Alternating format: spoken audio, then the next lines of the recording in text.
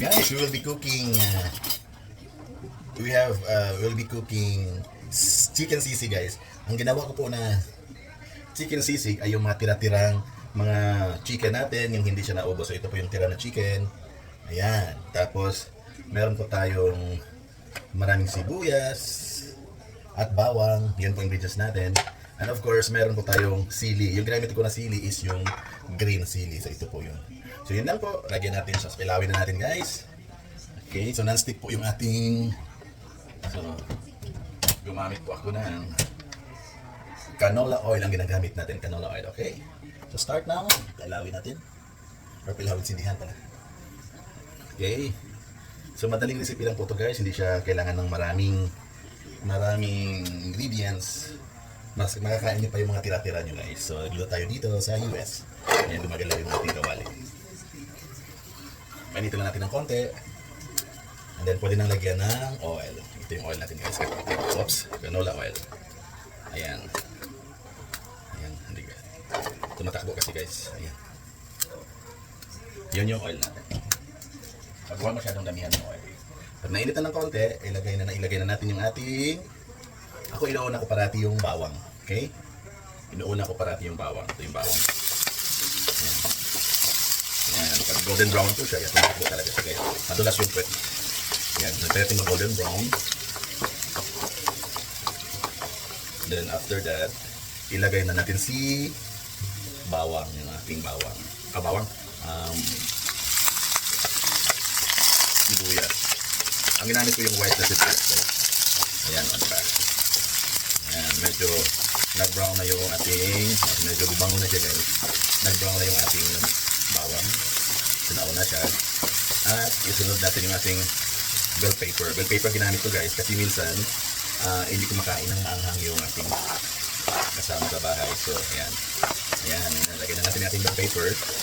Nag-add na siya ng kulay. Ayan. Haluin lang ng konti. Hanggang sa maluto siya. Hanggang na siya maluto, kundi medyo nag-lapit siya. Saka pwede natin ilagay, guys, ang ating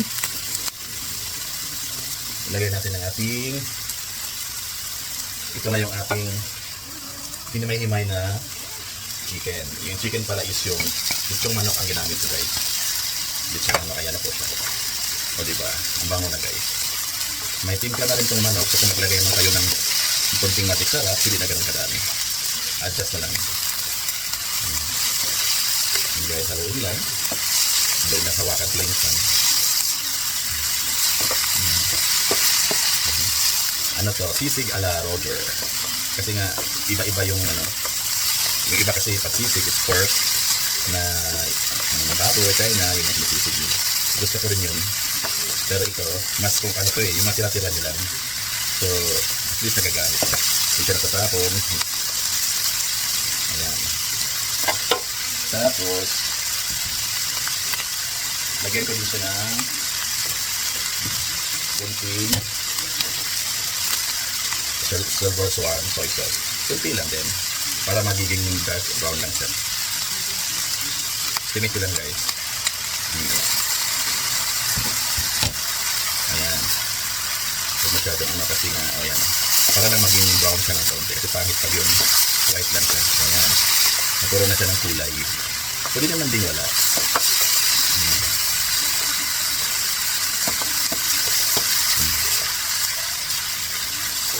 Guys, halo-haloin lang. Meron pa ito hindi siya nakihalo.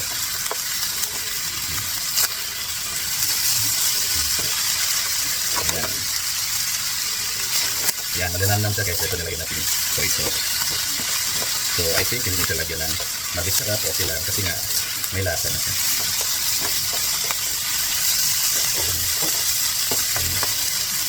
So kailangan natin yung apoy. Ayan, ganyan pinakain natin, guys, para hindi siya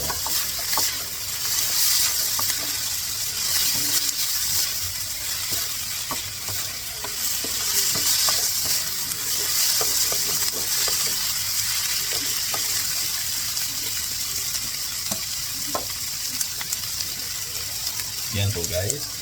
So, di naman natin kailangan talaga siya na, kasi luto na po siya. So, kailangan natin, ako nilalagyan ko siya ng egg. Lagyan natin sa, di ba mga sisig nilalagay yun? Para sa akin, hindi diretso ko na yung dyan kasi ano naman yan. Sa mga sizzling plate kasi guys, ginagamitan nila ng egg na hilaw. Dito kasi, ayan. Dito lagyan natin siya ng egg. Ito yung egg. Ayan. Tapos dyan natin siya ihalo-halo. Diba yun ang lumapot. Ayan.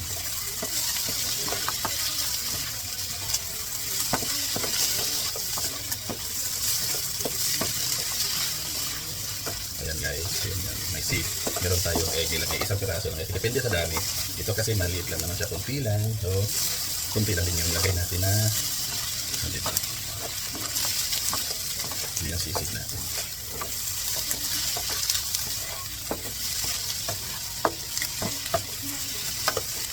So, pakman natin ng konti lang.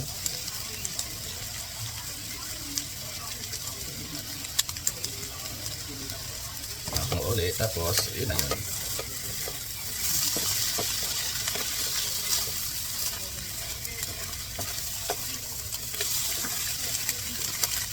Ayan.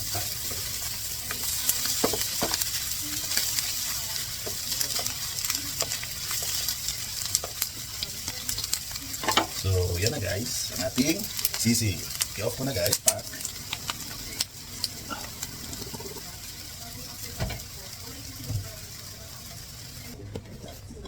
So, ilipat na natin guys dito sa lalagyan. Ito yung lalagyan.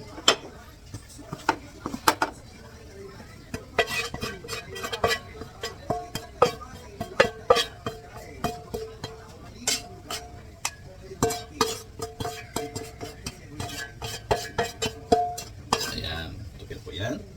Ayusin lang natin.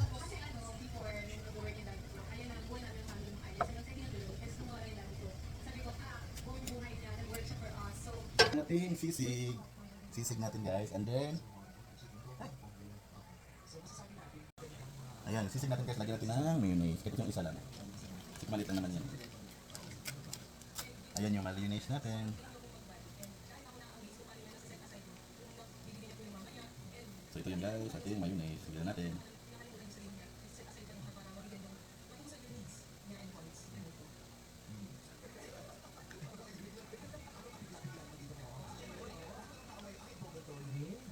Ayan, may mayonnaise siya guys. Pwede nyo siyang ihalo na para masarap.